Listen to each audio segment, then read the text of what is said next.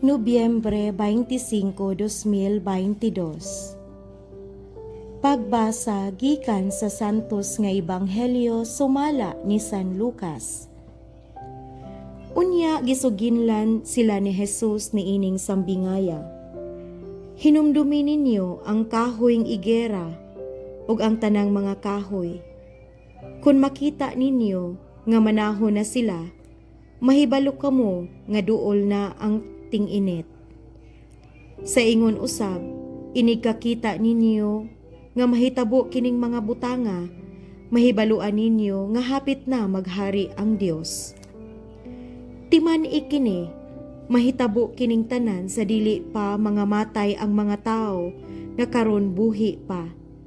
Ang langit ug ang yuta mga hanaw, apan dili gayod mapakyas ang akong gisulti.